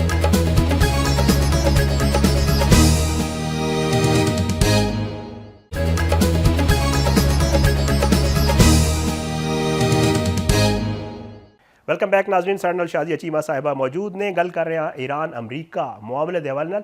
ਸ਼ਾਜ਼ੀਆ ਸਾਹਿਬਾ, ਜਿਹੜੀ ਅਬਨਾਏ ਹੁਰਮਜ਼ ਦੀ ਨਾਕਾਬੰਦੀ ਉਹਦੇ ਹਵਾਲੇ ਨਾਲ ਥੋੜੀ ਜਿਹੀ ਗੱਲ ਕਰ ਲੈਂਦੇ ਹਾਂ। ਦੱਸ ਦਿਓ ਕਿ ਜੀ ਇਹ ਕਿਹਾ ਜਾ ਰਿਹਾ ਹੈ ਕਿ ਮੁਖਤਲਿਫ ਜਿਹੜੇ ਜਰੀਦੇ ਨੇ ਰਿਪੋਰਟ ਕਰ ਰਹੇ ਨੇ ਕਿ ਜੀ ਅਮਰੀਕਾ ਜਿਹੜਾ ਹੈ ਉਹ ਇਸ ਨਾਕਾਬੰਦੀ ਨੂੰ ਪ੍ਰੈਸ਼ਰ ਟੈਕਟਿਕਸ ਦੇ ਤੌਰ ਤੇ ਯੂਜ਼ ਕਰ ਰਿਹਾ ਹੈ। ਇੱਕ ਪਾਸੇ ਪਹਿਲੇ ਜੰਗ ਲਈ ਤਾਂ ਕਿ ਈਰਾਨ ਤੇ ਪ੍ਰੈਸ਼ਰ ਪਵੇ, ਦੂਜੇ ਪਾਸੇ ਹੁਣ ਨਾਕਾਬੰਦੀ ਕਰ ਦਿੱਤੀ ਤਾਂ ਕਿ ਮੁਆਸ਼ੀ ਪ੍ਰੈਸ਼ਰ ਪਵੇ, ਤੇਲ ਦੀ ਜਿਹੜੀ ਉਹਨਾਂ ਦੀ ਬਰਾਮਦਾਤ ਨੇ ਉਹ ਰੁਕ ਜਾਣ ਜਾਂ ਮੁਆਸ਼ੀ ਤੌਰ ਤੇ ਈਰਾਨ ਤੇ ਇਹ ਕੀ ਲੱਗ ਰਿਹਾ ਵਾਕਈ ਜਿਹੜਾ ਇਹ ਪ੍ਰੈਸ਼ਰ ਟੈਕਟਿਕਸ ਨੇ ਇਹਦੇ ਨਾਲ ਈਰਾਨ ਤੇ ਕੋਈ ਅਸਰ ਪਾਉਣ ਲੱਗਾ ਜਾਂ ਉਹਨਾਂ ਦੇ ਮੁਜ਼ਾਕਰਾਤ ਦੀ ਜਿਹੜੀ ਪੋਜੀਸ਼ਨ ਹੈ ਉਹ ਕਮਜ਼ੋਰ ਹੋਣ ਲੱਗੀ ਹੈ ਇਸ ਸਾਰੇ ਮਾਮਲੇ ਨਾਲ? ਨਹੀਂ, ਹੁਰਮਜ਼ ਦੀ ਨਾਕਾਬੰਦੀ ਭਾਵੇਂ ਈਰਾਨ ਕਰੇ ਜਾਂ ਅਮਰੀਕਾ ਕਰੇ, ਇਹਦਾ ਪੂਰੀ ਦੁਨੀਆ ਦੀ ਮਈਸ਼ਤ ਤੇ ਬਹੁਤ ਸਖਤ ਅਸਰ ਪੈਂਦਾ ਹੈ। એનર્ਜੀ ਦੇ ਇਲਾਵਾ ਕ੍ਰੌਪਸ ਦੀ ਫਸਲਾਂ, ਯੂਰੀਆ ਜਾਂਦਾ ਹੈ, ਬਹੁਤ ਸਾਰੀਆਂ ਯੂਰੀਆ ਦੀ ਵਜ੍ਹਾ ਤੋਂ ਤੇ ਅਫਰੀਕਾ 'ਚ ਕਹਿਰ ਪੈ ਸਕਦਾ ਵੇ ਔਰ ਖੁਰਾਕ ਬਹੁਤ ਜ਼ਿਆਦਾ ਜਾਂਦੀ ਹੈ। ਗਲਫ ਕੰਟਰੀਜ਼ ਜਿਹੜੇ ਨੇ ਉਹਨਾਂ ਦਾ ਪ੍ਰੋਬਲਮ ਤੇ ਬਹੁਤ ਜ਼ਿਆਦਾ ਵੇ, ਲੇਕਿਨ ਜਿਹੜਾ ਖਾਸ ਤੌਰ ਤੇ ਅਮਰੀਕਾ ਨੇ ਜਿਸ ਵਾਸਤੇ ਬਲੌਕੇਡ ਕੀਤਾ ਵੇ ਤੇ ਜਿਹੜਾ ਉਹਨੂੰ ਬੈਕਫਾਇਰ ਹੋ ਗਿਆ ਉਹ ਇਹ ਵੇ ਕਿ ਪਹਿਲਾਂ ਬਦਹਵਾਸੀ ਈਰਾਨ ਦੇ ਉੱਤੋਂ ਨੇ ਤੇਲ ਦੇ ਸੈਂਕਸ਼ਨਸ ਹਟਾ ਦਿੱਤੀ ਕਿ ਮਾਰਕੀਟ ਵਿੱਚ ਰਿਸੈਸ਼ਨ ਹੋ ਜਾਏਗੀ ਤੇ ਇਸ ਵਜ੍ਹਾ ਨਾਲ ਜਿਹੜੇ ਤੁਸੀਂ ਇੱਕ ਪਾਸੇ ਈਰਾਨ ਤੇ ਜੰਗ ਪਿਆ ਕਰਦਾ ਹੈ, ਦੂਸਰੇ ਪਾਸੇ ਕਹਿੰਦਾ ਹੈ ਕਿ ਤੁਸੀਂ ਤੇਲ ਵੀ ਵੇਚ ਲਓ ਜਿਹੜੇ ਕਿ ਤੁਸੀਂ ਪਹਿਲਾਂ ਨਹੀਂ ਸੋ ਵੇਚ ਸਕਦੇ। ਤੇ ਈਰਾਨ ਨੇ ਫਿਰ ਧੜਾ ਧੜ ਜਿਹੜਾ ਆਪਣਾ ਤੇਲ ਬਾਹਰ ਕੱਢਿਆ ਤਾਂ ਕਹਿੰਦੇ ਨੇ ਸਾਡਾ ਪਤਾ ਨਹੀਂ ਕਿੰਨੇ 30,000 ਬੈਰਲ ਜਿਹੜਾ ਨਾ ਟਨ ਬੈਰਲ, ਮੈਂ ਨੰਬਰ ਅੱਗੇ ਪਿੱਛੇ ਵੀ ਹੋ ਸਕਦੇ ਨੇ, ਉਹ ਆਲਰੇਡੀ ਸਾਡਾ ਓਪਨ ਸੀਜ਼ 'ਚ ਜਾ ਚੁੱਕਿਆ ਵੇ। ਅਸੀਂ $1.39 ਬਿਲੀਅਨ ਜਿਹੜੀਆਂ ਕਮਾ ਚੁੱਕੇ ਤੇ ਅਸੀਂ ਇਸ ਵਿੰਡੋ ਆਫ ਅਪਰਚੂਨਿਟੀ ਨੂੰ ਯੂਜ਼ ਕੀਤਾ ਹੈ। ਜਿਹੜਾ ਚਾਈਨਾ ਵੇ ਉਹ ਇਸ ਜੰਗ ਵਾਸਤੇ ਆਲਰੇਡੀ ਤਿਆਰ ਸੀ, ਉਹ ਵੀ ਚੀਜ਼ਾਂ ਦੀ ਹੋਲਡਿੰਗ ਵੀ ਕਰ ਚੁੱਕੇ ਨੇ, ਉਹ ਚੀਜ਼ਾਂ ਉਹਨਾਂ ਨੂੰ ਸਪਲਾਈ ਚੇਨ ਦਾ ਵੀ ਐਸਾ ਕੋਈ ਪ੍ਰੋਬਲਮ ਨਹੀਂ, ਲੇਕਿਨ ਬਾਕੀ ਮੁਲਕ ਜਿਹੜੇ ਨੇ ਉਹਨਾਂ ਦੇ ਤੇ ਬਹਰਹਾਲ ਫਰਕ ਪਵੇਗਾ। ਪ੍ਰੋਬਲਮ ਇੱਥੇ ਆ ਕੇ ਖਤਮ ਹੋ ਗਿਆ ਹੈ ਕਿ ਸਟੇਟ ਆਫ ਹੁਰਮਜ਼ ਜਿਹੜਾ ਹੈ ਉਹੀ ਤੇ ਬੁਨਿਆਦੀ ਇਸ਼ੂ ਹੈ। ਅਸੀਂ ਈਰਾਨ ਨੂੰ ਡਿਸਫੰਕਸ਼ਨਲ ਕਿਉਂ ਕਰਨਾ ਚਾਹੁੰਦੇ ਕਿਉਂਕਿ ਅਸੀਂ ਇਸ ਚੋਕ ਪੁਆਇੰਟ ਦੇ ਉੱਤੇ ਫਰੀडम ਆਫ ਆਪਰੇਸ਼ਨ ਲੈਣਾ ਚਾਹੁੰਦੇ। ਇਹ ਜਿਹੜਾ ਇੱਕ ਟ੍ਰੇਡ ਰੂਟ ਹੈ ਜਿਹੜਾ ਕਿ ਚਾਈਨਾ ਦਾ ਦੀ ਸਪਾਈਨ ਹੈ ਫਿਊਚਰ ਉਹਦੀ ਟ੍ਰੇਡ ਵਾਸਤੇ, ਉਹਨੂੰ ਕਿਸ ਤਰੀਕੇ ਨਾਲ ਖਤਮ ਕੀਤਾ ਜਾ ਸਕਦਾ। ਇਹ ਚਾਈਨਾ ਦੇ ਇਸਤੇਮਾਲ 'ਚ ਨਹੀਂ ਹੋਣੀ ਚਾਹੀਦੀ। ਆਉਣ ਵਾਲੀ ਜਿਹੜੀ ਸਦੀ ਹੈ ਉਹ ਮਿਨਰਲਸ ਦੀ ਸਦੀ ਹੈ, ਮਿਨਰਲਸ ਦੀ ਸਦੀ ਹੈ ਤੇ ਸਪਲਾਈ ਰਾਊਟਸ ਦੀ ਸਦੀ ਹੈ। ਤੇ ਸ਼ਾਦੀਆ ਸਾਹਿਬਾ ਆਖਿਰ ਵਿੱਚ ਮੈਂ ਚਾਹਾਂਗਾ ਇਹ ਵੀ ਜ਼ਰੂਰ ਦੱਸ ਦਿਓ, ਵਜ਼ੀਰ ਆਜ਼ਮ ਪਾਕਿਸਤਾਨ ਜਨਾਬ ਸ਼ਹਿਬਾਜ਼ ਸ਼ਰੀਫ ਸਾਹਿਬ ਜਿਹੜਾ ਹੈ ਉਹ ਅੱਜ ਦੌਰੇ ਤੇ ਗਏ ਨੇ, ਸਾਊਦੀ ਅਰਬ ਦਾ ਕਿਹਾ ਜਾ ਰਿਹਾ ਹੈ, ਤੁਰਕੀ ਦਾ ਕਿਹਾ ਜਾ ਰਿਹਾ ਹੈ, ਮਿਸਰ ਦਾ ਕਿਹਾ ਜਾ ਰਿਹਾ ਹੈ, ਮੁਖਤਲਿਫ ਮਮਾਲਿਕ ਦਾ ਦੌਰਾ ਹੈ ਔਰ ਗੱਲਾਂ ਨੇ ਮੀਡੀਆ ਦੇ ਉੱਤੇ ਕਿ ਸ਼ਾਇਦ ਜਿਹੜੇ ਇਸ ਜਿਹੜੇ ਖਿੱਤੇ ਦੇ ਮਮਾਲਿਕ ਨੇ ਉਹ ਆਪਸ ਵਿੱਚ ਕੋਈ ਇਤਿਹਾਦ, ਕੋਈ ਬਲੌਕ, ਕੋਈ ਇਸ ਕਿਸਮ ਦੀ ਸੂਰਤ ਹਾਲ ਹੋ ਰਹੀ ਹੈ ਕਿ ਜੀ ਅਸੀਂ ਆਪਣੇ ਉੱਤੇ ਖਿੱਤੇ ਦੇ ਮਮਾਲਿਕ ਇੱਕ ਦੂਜੇ 'ਤੇ ਰਿਲਾਏ ਕਰੀਏ, ਕਿਸੇ ਹੋਰ ਮੁਲਕ 'ਤੇ ਨਾ ਕਰੀਏ ਔਰ ਕਿਸੇ ਹੋਰ ਨੂੰ ਮੌਕਾ ਹੀ ਨਾ ਦਈਏ ਕਿ ਇਸ ਖਿੱਤੇ 'ਚ ਆ ਕੇ ਕੋਈ ਇਸ ਕਿਸਮ ਦੀ ਜਿਹੜਾ ਹੈ ਉਹ ਜਿਸ ਤਰ੍ਹਾਂ ਈਰਾਨ ਅਮਰੀਕਾ ਦਾ ਮਾਮਲਾ ਹੋਏ ਕੋਈ ਇਸ ਤਰ੍ਹਾਂ ਦੀ ਸੂਰਤ ਹਾਲ ਬਣੇ। ਕਿ ਨਜ਼ਰ ਆ ਰਿਹਾ ਹੈ ਕੋਈ ਇਸ ਤਰ੍ਹਾਂ ਦੀ ਸਿਚੁਏਸ਼ਨ ਜਾਂ ਕੋਈ ਐਸਾ ਮਾਮਲਾ ਹੋਣ ਜਾ ਰਿਹਾ ਹੈ? ਇਹ ਗੱਲ ਬਿਲਕੁਲ ਠੀਕ ਨਹੀਂ। ਨੈਟੋ ਤੇ ਵੈਸੇ ਮੈਨੂੰ ਨਾਮ ਤੋਂ ਹੀ ਅਜੀਬ ਲੱਗਦਾ ਹੈ, ਐਸਾ ਕੋਈ ਫਰੇਮਵਰਕ ਨਹੀਂ ਬਣਦਾ ਪਿਆ। ਉਹਦੇ ਵਿੱਚ ਕੋਈ ਜ਼ਰੂਰ ਮੁਸਲਿਮ ਮਮਾਲਿਕ ਹੀ ਹੋਣ, ਉਸ ਰੀਜਨ ਦੇ ਵਿੱਚ ਹੈ ਮੈਜੋਰਿਟੀ ਮੁਸਲਿਮ ਨੇ, ਅਗਰ ਨਾ ਵੀ ਹੋਣ ਤੇ ਕੋਈ ਪ੍ਰੋਬਲਮ ਨਹੀਂ। ਇੰਡੀਆ ਨੂੰ ਵੀ ਇਨਵੋਲਵ ਕਰਨ ਦਾ ਤੇ ਕਿਸੇ ਨੂੰ ਕੋਈ ਪ੍ਰੋਬਲਮ ਨਹੀਂ ਸੀ। ਗਲਫ ਦੇ ਨਾਲ ਇੰਡੀਆ ਨੇ ਬਹੁਤ ਜ਼ਿਆਦਾ ਟ੍ਰੇਡ ਵੀ ਕਰਦੇ ਨੇ, ਆਉਣਾ ਜਾਣਾ ਵੀ ਹੈ, ਸਭ ਕੁਛ ਹੈ, ਤੁਸੀਂ ਦੇਖਦੇ ਹੀ ਹੋ। ਇੰਡੀਆ ਨੇ ਤੇ ਆਪਣਾ ਰਸਤਾ ਆਪ ਚੇਂਜ ਕੀਤਾ ਹੈ। ਯੂਏਈ ਨੇ, ਇੰਡੀਆ ਨੇ, ਬਹਿਰੀਨ ਨੇ, ਉਹਨਾਂ ਨੇ ਆਖਿਆ ਜੀ ਅਸੀਂ ਇਜ਼ਰਾਈਲ ਦੇ ਨਾਲ। ਲਿਹਾਜ਼ਾ ਮੁਸਲਿਮ ਬਲੌਕ ਬਿਲਕੁਲ ਨਹੀਂ ਪਿਆ ਬਣਦਾ, ਨਾ ਇਹਦੇ ਵਿੱਚ ਜਿਹੜੀ ਇਹਦੀ ਬੇਸਿਕ ਕੋਰ ਹੈ ਉਹ ਜਿਹੜੀ ਹੈ ਉਹ ਰਿਲੀਜੀਅਸ ਹੈ ਜਾਂ ਉਹ ਕੋਈ ਐਸੀ ਫਿਲਾਸਫੀ ਉੱਤੇ ਬੇਸ ਕਰਦੀ ਹੈ ਜਿਹੜੀ ਕਿ ਰਿਲੀਜੀਅਸ ਉਹਦੇ ਤੋਂ ਹੈ ਨਹੀਂ। ਇਹ ਨਜ਼ਰੀਆ ਜ਼ਰੂਰਤ ਦੇ ਤਹਿਤ ਸਾਰੇ ਮੁਲਕ ਜਿਹੜੇ ਨੇ ਇਕੱਠੇ ਹੋਣ ਦੇ। ਨਾ ਤੇ ਇਸਲਾਮਿਕ ਨੇਟੋ ਵੇ, ਨਾ ਹੀ ਇਸਲਾਮਿਕ ਉਮਾ ਵੇ ਜਿਹਨੇ ਤਵੇ ਦਾ ਕੰਮ ਨਹੀਂ ਕੀਤਾ। ਇਸ ਇਸਲਾਮੀ ਉਮਾ ਨੇ ਗਜ਼ਾ ਦਾ ਜੈਨੋਸਾਈਡ ਵੇਖ ਲਿਆ, ਉਹ ਨਹੀਂ ਰੁਕਵਾਇਆ। ਇਹ ਸਾਰੇ ਇਸ ਗੱਲ ਨੂੰ ਸਮਝ ਚੁੱਕੇ ਨੇ ਕਿ ਇਹ ਜਿਹੜੀ ਐਮਪਾਇਰ ਹੈ ਇਹ ਡਿਕੇ ਵੀ ਹੁੰਦੀ ਹੈ ਤੇ ਅਗਲੀ ਜਿਹੜੀ ਹੈ ਉਹ ਐਮਪਾਇਰ ਬਣਨ ਨੂੰ ਤਿਆਰ ਨਹੀਂ। ਬਹੁਤ ਵੱਡਾ ਵੈਕਿਊਮ ਹੈ, ਰੀਜਨਸ ਨੇ ਆਪਣੇ ਪਲੇਅਰਸ ਨੇ ਉਸ ਵੈਕਿਊਮ ਨੂੰ ਫਿਲ ਕਰਨਾ ਹੈ। ਜਿਹਨੂੰ ਅਸੀਂ ਫਿਊਚਰ ਦੀ ਐਮਪਾਇਰ ਸਮਝਨੇ ਆ ਪਿਆ ਹੈਜਮੋਨ, ਉਹ ਤੇ ਬਿਲਕੁਲ ਸਾਡੇ ਗਵਾਂਢ 'ਚ ਚਾਈਨਾ ਦੀ ਸੂਰਤ 'ਚ। ਉਹਨਾਂ ਨੂੰ ਕੋਈ ਇੰਟਰਸਟ ਐਸ ਸੱਚ ਫੀਲ ਨਹੀਂ ਪਿਆ ਹੁੰਦਾ ਕਿ ਉਹ ਦੁਨੀਆ ਦੇ ਥਾਣੇਦਾਰ ਬਣ ਜਾਣ ਜਾਂ ਪੁਲਿਸਮੈਨ, ਤੇ ਫਿਰ ਉਸ ਵੈਕਿਊਮ ਨੂੰ ਕਿਸੇ ਤੇ ਫਿਲ ਕਰਨਾ ਹੈ ਤੇ ਪਹਿਲੀ ਜਿਹੜੀ ਉਹਨੇ ਜਾਣਾ। ਤੇ ਇਹ ਸਭ ਜਿਹੜੇ ਨੇ ਇਸ ਦਫਾ ਟਰਾਈ ਕਰਨਾ ਚਾਹੁੰਦੇ ਨੇ ਪਏ ਕਿ ਅਸੀਂ ਰਲ ਕੇ ਜਿਹੜੇ ਨੇ ਆਪਣੇ ਪ੍ਰੋਬਲਮ ਸੋਲਵ ਕਰੀਏ। ਤੇ ਜਿਹੜੇ ਇਹ ਦੌਰੇ ਤੇ ਹੁੰਦੇ ਨੇ, ਇਹਦੇ ਨਾਲ ਇੱਕ ਹੋਰ ਖਬਰ ਵੀ ਹੈ ਕਿ ਜਦੋਂ ਮੁਜ਼ਾਕਰਾਤ ਹੋ ਰਹੇ ਸਨ ਤੇ ਫੀਲਡ ਮਾਰਸ਼ਲ ਆਸਿਮ ਮੁਨੀ ਤੇ ਪ੍ਰਾਈਮ ਮਿਨਿਸਟਰ ਦੋਵਾਂ ਨੇ ਅਲੱਗ-ਅਲੱਗ ਇੱਕ ਘੰਟਾ ਤਕਰੀਬਨ ਗੱਲਬਾਤ ਕੀਤੀ ਸੀ ਈਰਾਨੀਅਨ ਡੈਲੀਗੇਸ਼ਨ ਦੀ। ਤੇ ਉਹ ਗੱਲ ਜਿਹੜੀ ਸੀ ਉਹ ਐਨਸਰਕਲ ਕਰਦੀ ਸੀ ਗਲਫ ਨੂੰ। ਤੇ ਉਹਦੇ ਬਾਅਦ ਫਿਰ ਈਰਾਨੀਅਨ ਵਜ਼ੀਰ ਖਾਰਜਾ ਨੇ ਵਾਪਸ ਜਾਣ ਦੇ ਬਾਅਦ ਈਰਾਨ ਵਿੱਚ ਸਾਊਦੀ ਅਰੇਬੀਆ, ਕਤਰ ਤੇ ਕੁਵੈਤ ਦੇ ਵਜ਼ਰਾਏ ਖਾਰਜਾ ਨਾਲ ਵੀ ਗੱਲ ਕੀਤੀ ਸੀ ਤੇ ਸਭ ਨੂੰ ਯਕੀਨ ਦਹਾਨੀ ਕਰਾਈ ਸੀ ਕਿ ਤੁਸੀਂ ਸਾਡੀ ਤਰਫੋਂ ਤਸੱਲੀ ਰੱਖੋ ਤੇ ਅਸੀਂ ਵੀ ਕੁਛ ਇਹਦਾ ਕੋਈ ਕੱਢਨੇ ਆ ਇਹਦੇ ਵਿੱਚੋਂ ਕੁਛ ਨਾ। ਲੇਕਿਨ ਅਗਰ ਅਮਰੀਕਾ ਅਕਲ ਨਾਲ ਇਸ ਕੁਆਗਮਾਇਰ ਚੋਂ ਫੇਸ ਕੀਪਿੰਗ ਲੈ ਕੇ ਨਹੀਂ ਨਿਕਲਣਾ ਚਾਹਤਾ ਤੇ ਕੋਈ ਫਰਕ ਨਹੀਂ ਪੈਂਦਾ। ਉਹਨੂੰ ਤੇ ਜਾਂ ਇੰਟੀਗ੍ਰੇਟ ਕਰਨਾ ਪੈਣਾ ਜਾਂ ਰੀਕੈਲੀਬ੍ਰੇਟ ਕਰਕੇ ਆਪਣੀ ਮੋਨਰੋ ਡਾਕਟਰਾਈਨ ਜਾਵੇ, ਫਿਰ ਆਪਣੇ ਰੀਜਨ ਵਿੱਚ ਜਾ ਕੇ ਆਪਣਾ ਸਫੇਅਰ ਆਫ ਇਨਫਲੂਐਂਸ ਬਣਾ ਲੇ। ਹੈਜਮੋਨ ਤੇ ਉਹ ਨਹੀਂ। ਇਹ ਤੇ ਵਕਤ ਨੇ ਸਾਬਿਤ ਕਰ ਦਿੱਤਾ ਹੈ ਕਿ ਉਹ ਪੂਰੀ ਦੁਨੀਆ ਦੀ ਨਾ ਸਿਕਿਉਰਿਟੀ ਪ੍ਰੋਵਾਈਡ ਕਰ ਸਕਦਾ ਹੈ, ਨਾ ਹੀ ਉਹਦੀ ਆਪਣੀ ਤਾਕਤ ਐਸੀ ਹੈ ਕਿ ਜਿਹਨੂੰ ਕੋਈ ਤੁਸੀਂ ਚੈਲੰਜ ਨਹੀਂ ਕਰ ਸਕਦੇ। ਚੀਜ਼ਾਂ ਕਲੀਅਰ ਹੋ ਗਈਆਂ। ਲਿਹਾਜ਼ਾ ਪਾਕਿਸਤਾਨ ਦਾ ਰੋਲ ਜਿਹੜਾ ਹੈ ਉਹ ਐਜ਼ ਅ ਸਿਕਿਉਰਿਟੀ ਤੇ ਡਿਪਲੋਮੇਸੀ ਵਿੱਚ ਇਸ ਪੂਰੇ ਰੀਜਨ 'ਚ ਬਹੁਤ ਇੰਪੋਰਟੈਂਟ ਹੋਵੇਗਾ, ਬਹੁਤ ਪਿਵਟਲ ਹੋਵੇਗਾ। ਇਕੋਨਮੀ ਦੇ ਪੁਆਇੰਟ ਆਫ ਵਿਊ ਨਾਲ ਜਿਹੜਾ ਉਹ ਚਾਈਨਾ ਜਿਹੜਾ ਇੱਕ ਇਕਨੋਮਿਕ ਮਾਡਲ ਦੇ ਉੱਤੇ ਬੈਲਟ ਐਂਡ ਰੋਡ ਤੇ ਸੀ ਪੈਕ ਤੇ ਸਾਰਾ ट्रेडिंग किस तरह से हो रही है वो चाइना की तरफों से बाकी रीकैलिब्रेट करन दे गल्फ दे कंट्रीज अपनी सिक्योरिटी भी अपनी इकोनॉमी भी जिहड़ी ऑलरेडी करते हैं। ते लिहाजा कोई इस्लामिक नेटो नहीं बनता पिया, कोई इस्लामिक ब्लॉक नहीं बनता पिया, ना ही असी कोई ऐसा ना इन्हू देना चाहते हैं। क्योंकि जो तुसी एडजैक्टिव ला देंदे हो ਉਹਦੀ ਫੰਕਸ਼ਨੈਲਿਟੀ ਨੂੰ ਤੇ ਉਹਦੀ ਬੇਸਿਕ ਜਿਹੜੀ ਉਹਦੀ ਵਜ੍ਹਾ ਹੁੰਦੀ ਹੈ ਉਹਦੇ ਵਜੂਦ 'ਚ ਆਉਂਦੀ ਅਸੀਂ ਉਹਨੂੰ ਕੁਐਸਚਨ ਕਰਦੇ ਹਾਂ। ਕੋਈ ਅੱਲਾਹ ਅਕਬਰ ਕਰਕੇ ਪੂਰੀ ਦੁਨੀਆ ਦੇ ਉੱਤੇ ਇਸਲਾਮ ਫੈਲਾਉਣ ਦੇ ਮਾਮਲੇ 'ਚ ਕੋਈ ਬਹੁਤ ਰੀਅਲਿਸਟ ਨੇ। ਇਹ ਨਹੀਂ ਕਿ ਇਸਲਾਮ ਫੈਲਾਉਣ 'ਚ ਕੋਈ ਪ੍ਰੋਬਲਮ ਹੈ, ਲੇਕਿਨ ਇਹਦੇ ਪਿੱਛੇ ਆਈਡੀਆ ਹੈ ਨਹੀਂ ਕਿ ਅਸੀਂ ਕਿਸੇ ਨੂੰ ਧੱਕੇ ਨਾਲ ਮੁਸਲਮਾਨ ਕਰਨਾ ਹੈ ਜਾਂ ਮੁਸਲਮਾਨ ਜਿਹੜੇ ਨੇ ਉਹ ਜ਼ਿਆਦਾ ਅਜ਼ੀਮ ਨੇ ਜਾਂ ਜ਼ਿਆਦਾ ਵੱਡੇ ਨੇ। ਇਹਦੇ ਵਿੱਚ ਜਿਹੜਾ ਵੱਡਾ ਲੈਂਸ ਹੈ ਸਭ ਤੋਂ ਪਹਿਲਾਂ ਉਹ ਐਗਜ਼ਿਸਟ ਕਰਨ ਦਾ, ਉਹ ਸਰਵਾਈਵਲ ਦਾ, ਰਿਲੀਜਨ ਨਹੀਂ।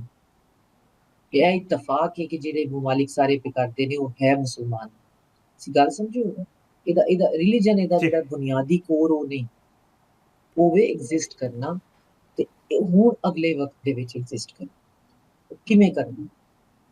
ਬਹੁਤ ਬਹੁਤ ਸ਼ੁਕਰੀਆ ਸ਼ਾਜ਼ੀਆ ਚੀਮਾ ਸਾਹਿਬਾ, ਤੁਸੀਂ ਪ੍ਰੋਗਰਾਮ ਵਿੱਚ ਸ਼ਿਰਕਤ ਕੀਤੀ। ਨਾਜ਼ਰੀਨ ਇੱਕ ਛੋਟਾ ਜਿਹਾ ਬ੍ਰੇਕ ਲੈਣਾ, ਬ੍ਰੇਕ ਦੇ ਬਾਅਦ ਵਾਪਸ ਆਵਾਂਗੇ ਤੇ ਕੁਝ ਗੱਲ ਕਰਾਂਗੇ ਲੋਡ ਸ਼ੈਡਿੰਗ ਤੇ ਬਿਜਲੀ ਦੇ ਮਾਮਲੇ ਤੇ।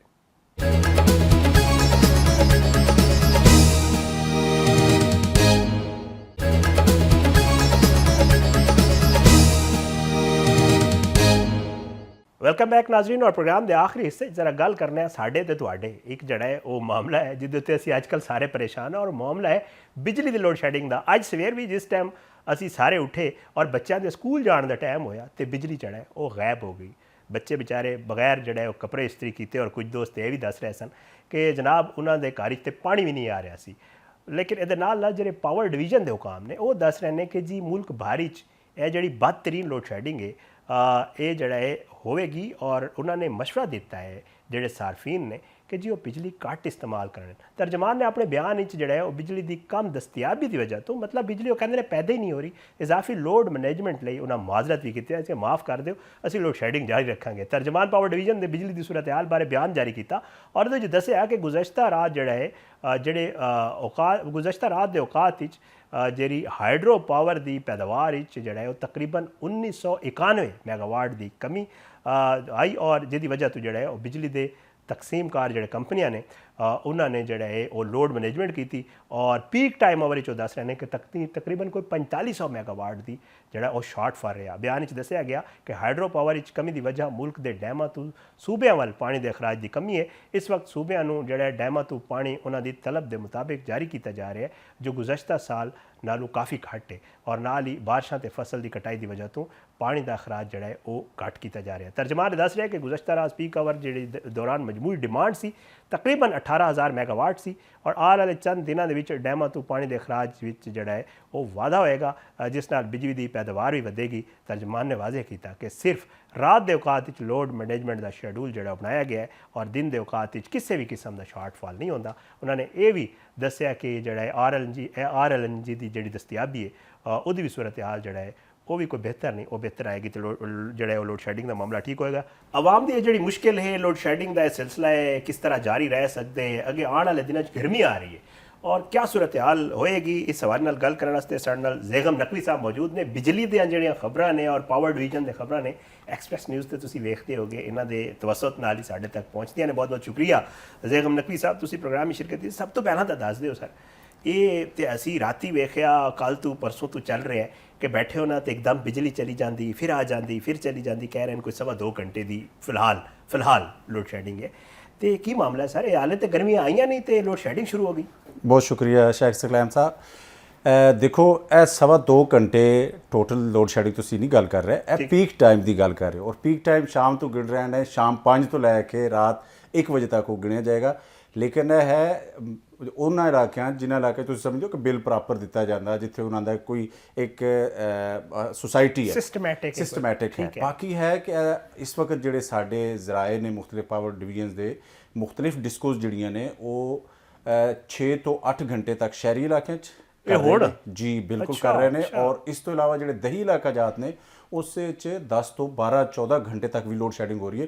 ਇਸ ਤੋਂ ਇਲਾਵਾ ਜਿਹੜੇ ਮਸਾਇਲ ਨੇ ਜਿੱਥੇ ਬਿੱਲ ਦੀ ਕਲੈਕਸ਼ਨ ਨਹੀਂ ਹੁੰਦੇ, ਕੁਝ ਇਲਾਕੇ ਹੈ ਨੇ ਜਿੱਥੇ ਬਿੱਲ ਦਿੰਦੇ ਹੀ ਨਹੀਂ ਹੈ, ਉਹਨਾਂ ਦੇ ਹਵਾਲੇ ਨਾਲ ਬਿਲਕੁਲ ਕਲੀਅਰ ਕੱਟ ਡਾਇਰੈਕਸ਼ਨ ਦੇ ਕਿ ਉੱਥੇ ਮੈਕਸਿਮਮ ਲੋਡ ਸ਼ੈਡਿੰਗ ਕੀਤੀ ਜਾਏ।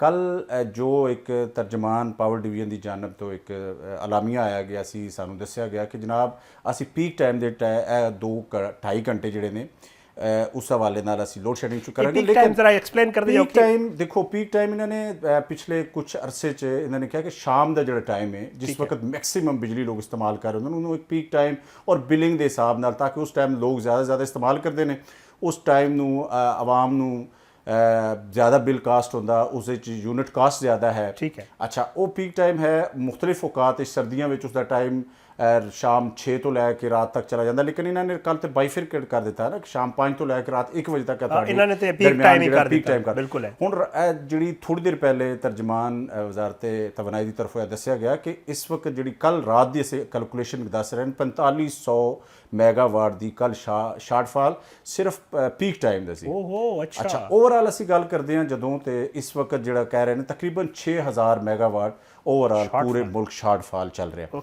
अच्छा, इस हवाले नाल मैं कुछ फिगर्स ने वो मैं लाजमी अपने नाजरीन को यह दसांगा कि असी ताकि उस कोई ऐसी गलत ना हो जाए। असं यह दसना चाह रहे, देखो इस वक्त जी लोड शैडिंग का दौरानिया मैं तुहानूं दस रहा 8 तो 10 घंटे चल रहा, मतलब किसी इलाके 6 घंटे ने, किसी इलाके 12 घंटे भी चल रहे हैं। अच्छा, इस जी अगर असीं गल करांगे ना कि तलब जी है इस वक्त कहो कि गर्मियां ने पंखे चलना शुरू हो गए, कुछ इलाके AC भी चल रहे हैं, 22,000 ਤੋਂ ਜ਼ਿਆਦਾ ਦੀ ਇਸ ਵਕਤ ਮੈਗਾਵਾਟ ਦੀ ਸਾਡੀ ਡਿਮਾਂਡ ਹੈ। ਅੱਛਾ, ਇਸ ਵਕਤ ਜਿਹੜੀ ਪੈਦਾਵਾਰ ਹੈ ਉਹ ਤਕਰੀਬਨ 15,000 ਪਲੱਸ ਡਿਮਾਂਡ ਜਿਹੜੀ ਹੈ ਨਾ, ਉਹ ਸੌਰੀ ਜਿਹੜੀ ਪੈਦਾਵਾਰ ਹੋ ਰਹੀ ਹੈ, ਡਿਮਾਂਡ 15,000 7,000 ਦਾ ਵਿੱਚ ਡਿਫਰੈਂਸ ਆ ਰਿਹਾ, ਤਕਰੀਬਨ 6.5 ਸਵਾ 6 ਉਹ ਮੁxtਲਿਫ ਔਕਾਤ 'ਚ ਕੰਮ ਜ਼ਿਆਦਾ ਹੋ ਰਿਹਾ। ਅੱਛਾ, ਇਸੇ 'ਚ ਜਿਹੜੀ ਹੈ ਨਾ ਤੁਸੀਂ ਬਿਜਲੀ उसकी पैदावार करो 1,500 मेगावाट पैदा हो रही है। थर्मल बिजली 9,250 मेगावाट इस वक्त तैयार हो रही है। सोलर प्लांट्स नाल 400 मेगावाट तैयार हो रही है। बिगास जिहड़ा है उस नाल 200 मेगावाट हो रही है। विंड पावर प्लांट्स ने 1,200 मेगावाट लगभग उसकी पैदावार हो रही है। न्यूक्लियर पावर प्लांट ने उन्होंने पैदावार 2,850 मेगावाट है।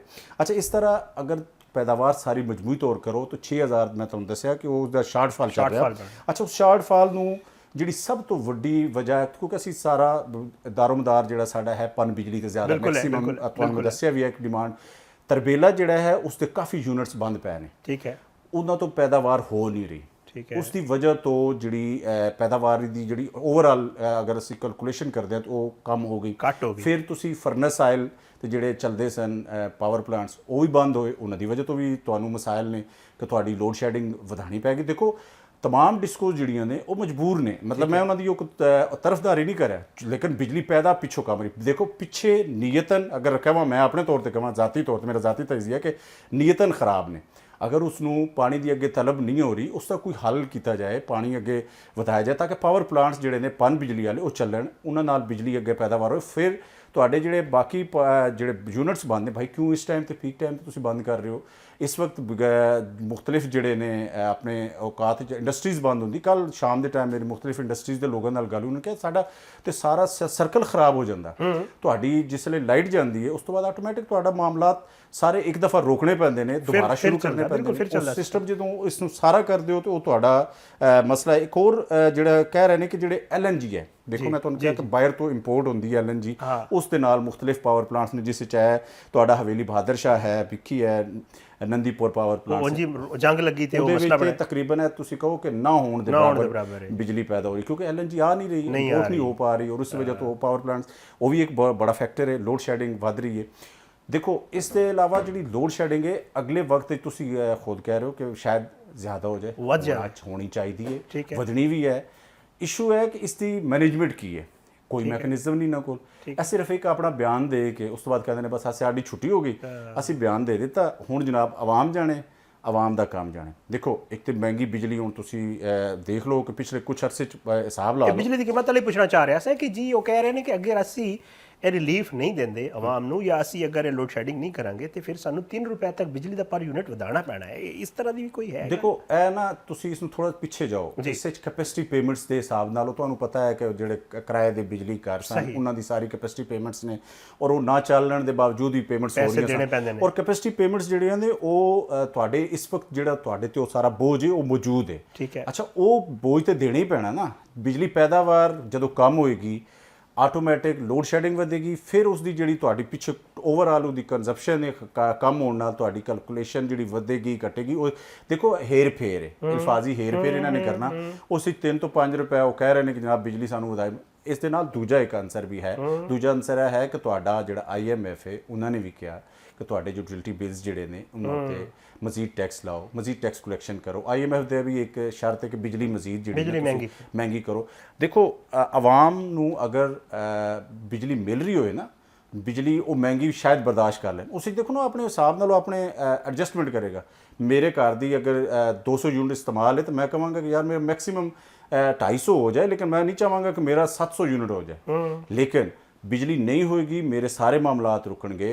ਅੱਜ ਦੀ ਮੈਂ ਸਵੇਰ ਦੀ ਤੁਹਾਨੂੰ ਦੱਸਾਂ, ਸਵੇਰ ਦੇ ਟਾਈਮ ਇਹਨਾਂ ਨੇ 6 ਤੋਂ 7 ਲੋਡ ਸ਼ੈਡਿੰਗ ਕੀਤੀ ਹੈ। ਬਿਲਕੁਲ ਮੇਰੇ ਕੋਲ ਹੀ ਹੋਈ। ਉਸ ਵਿੱਚ ਦੇਖੋ ਜੋ ਮਰਜ਼ੀ ਕਰ ਲਓ, ਬੱਚਿਆਂ ਨੇ ਸਕੂਲ ਜਾਣਾ, ਸਭ ਦੀ ਤਿਆਰੀ ਕਰਨੇ ਦਾ ਵਕਤ ਹੈ।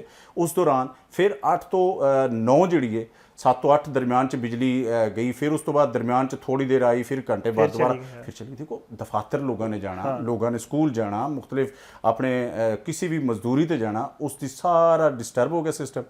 ਮੈਂ ਇੱਕ ਆਪਣੇ ਦੋਸਤ ਦੀ ਮਿਸਾਲ ਵੀ ਦਿਆਂਗਾ। ਅੱਜ ਉਹਨਾਂ ਨੇ ਕਿਹਾ ਕਿ ਯਾਰ ਮੈਂ ਤਾਂ ਉਹ ਲਾਈਟ ਨਹੀਂ ਚਲਾ ਬੈਠਾ, ਕਿਸੇ ਨਾਲ ਉਹਨਾਂ ਨੇ ਕਿਧਰ ਜਾਣਾ ਸੀ, ਕਹਿੰਦੇ ਯਾਰ ਮੈਨੂੰ ਤਾਂ ਪਤਾ ਹੀ ਨਹੀਂ ਸੀ ਲੋਡ ਸ਼ੈਡਿੰਗ ਹੋ ਰਹੀ ਇਤਨੀ ਜ਼ਿਆਦਾ। ਤਾਂ ਕਹਿੰਦਾ ਮੈਂ ਤਾਂ ਮੋਟਰ ਨਹੀਂ ਚਲਾਈ, ਮੇਰੇ ਕੋਲ ਪਾਣੀ ਨਹੀਂ ਸੀ, ਪਾਣੀ ਕੋਈ ਨਹੀਂ ਹੈ। ਹੁਣ ਦੇਖੋ ਇਹ ਮਸਾਇਲ ਨੇ।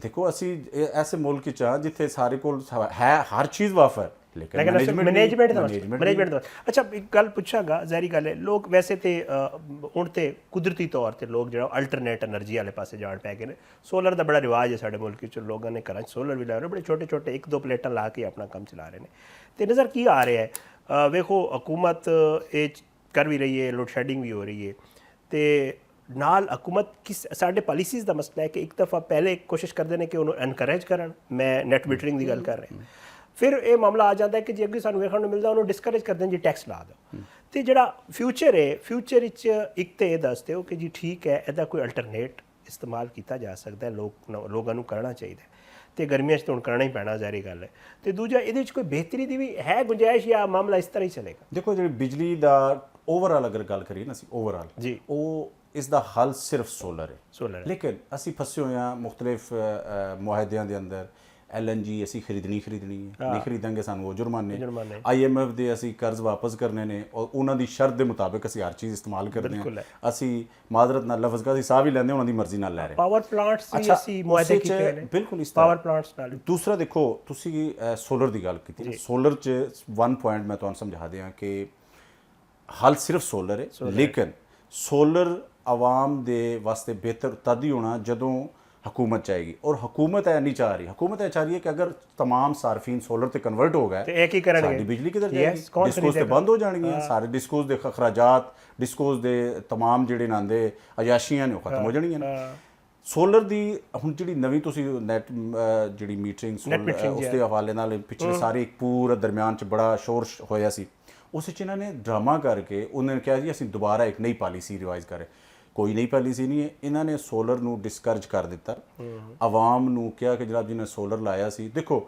ਤੁਹਾਡਾ ਉਹਨੂੰ ਨੋਟਿਸ ਦੇ ਰਹੇ ਨੇ ਤੁਹਾਡੇ ਘਰ ਲੱਗਿਆ ਸੀ 5 kV ਦਾ ਸਿਸਟਮ ਲੱਗਿਆ ਸੀ ਉਸ ਤੋਂ ਬਾਅਦ ਉਹਨਾਂ ਨੇ ਇਹ ਕੀਤਾ ਕਿ ਉਹਨਾਂ ਨੇ ਕਿਹਾ ਜੀ ਜਨਾਬ ਤੁਹਾਡਾ ਘਰ ਤੇ ਇੱਕ ਕਨਾਲ ਦਾ ਸੀ ਤੁਸੀਂ 5 kV ਦਾ ਲਾਇਆ ਤੁਹਾਡਾ ਤੇ ਲੋਡ ਜਿਹੜਾ ਘੱਟ ਹੈ ਔਰ ਤੁਸੀਂ ਇੱਥੇ ਜ਼ਿਆਦਾ ਲਿਖਿਆ ਵੱਡਾ ਲਾ ਲਿਆ ਅੱਛਾ ਉਹ ਜਦੋਂ ਤੁਸੀਂ ਜਾ ਕੇ ਕਹੋਗੇ ਅੱਛਾ ਜੀ ਮੈਂ ਦੁਬਾਰਾ ਚੇਂਜ ਕਰਨ ਵਾਸਤੇ ਦਿਖਾਓ ਚੇਂਜ ਕਰੋਗੇ ਤੁਹਾਨੂੰ ਉਹ ਦੁਬਾਰਾ ਨਈ ਪਾਲਿਸੀ ਲਾਗੂ ਹੋ ਜਾਏਗੀ ਔਰ ਨਈ ਪਾਲਿਸੀ ਤੇ ਭਾਈ ਜਾਨ ਉਹ ਫਿਰ ਉਸ ਵਿੱਚ ਤੁਹਾਨੂੰ ਕੋਈ ਫਾਇਦਾ ਹੀ ਨਹੀਂ ਕੋਈ ਮੀਟਰ ਦਾ ਨਹੀਂ ਆ ਰਿਹਾ ਯੂਨਿਟਸ ਤੇ ਪ੍ਰਾਈਸਸ ਦੇ ਉੱਤੇ ਬੜਾ ਡਿਫਰੈਂਸ ਹੈ ਬਹੁਤ ਜ਼ਿਆਦਾ ਉਹ ਦੇਖੋ ਇਹ ਸਾਰੇ ਅਲਫਾਜ਼ੀ ਹੇਰ ਫੇਰ ਕਰਦੇ ਨੇ ਜੀ ਉਹ ਤੁਹਾਨੂੰ ਪਹਿਲੇ 2 ਸਾਲ ਚ ਰਿਵਰਸ ਹੋਣਾ ਸੀ ਹੁਣ 5 ਸਾਲ ਚ ਹੋ ਜਾਏਗਾ ਦੇਖੋ ਆਵਾਮ ਨੇ ਖੁਦ ਪੈਸਾ ਦਿੱਤਾ ਨਾ ਆਵਾਮ ਨੇ ਖੁਦ ਲਵਾਇਆ ਤੁਹਾਨੂੰ ਅਗਰ ਤੁਸੀਂ ਉਹ ਜਿਹੜੀ ਇਤਨੀ ਮਹਿੰਗੀ ਬਿਜਲੀ ਬਣਾ ਰਹੇ ਹੋ ਉਸ ਦੇ ਮੁਤਾਬਿਕ ਤੁਹਾਨੂੰ ਮਤਲਬ ਅਗਰ ਫਰਜ਼ ਕਰ ਰਿਹਾ ਕਿ 15 ਰੁਪਏ ਯੂਨਿਟ ਪੈ ਰਹੇ ਨੇ ਇਹ ਤੁਹਾਨੂੰ ਦੇ ਰਹੇ ਨੇ ਜਨਾਬ ਸਾਡੇ ਕੋਲ ਤੁਸੀਂ 11 ਰੁਪਏ ਦੇ ਲੈ ਲਓ ਤੁਹਾਡਾ 1 ਰੁਪਿਆ ਵੀ ਖਰਚ ਨਹੀਂ ਲੈ ਰਿਹਾ ਆਪਣੇ ਟੈਕਸ ਦੇ ਪੈਸੇ ਆਪਣੀ ਇਨਵੈਸਟਮੈਂਟ ਕੀਤੀ ਹੈ ਤੁਹਾਨੂੰ ਸਿਰਫ ਸਾਡਾ ਹੈ ਕਿ ਤੁਸੀਂ ਆਪਣੇ ਸਿਸਟਮ 'ਚ ਸਾਡੀ ਬਿਜਲੀ ਪਾ ਲਓ ਸਾਨੂੰ ਜਿਸ ਤੇ ਜ਼ਰੂਰਤ ਹੋਗੀ ਵਾਪਸ ਲੈ ਲਓ ਦੇਖੋ ਉਸ ਵਿੱਚ ਵੀ ਐਸੇ ਅਲਫਾਜ਼ੀ ਹੇਰ ਫੇਰ ਕਰ ਰਹੇ ਨੇ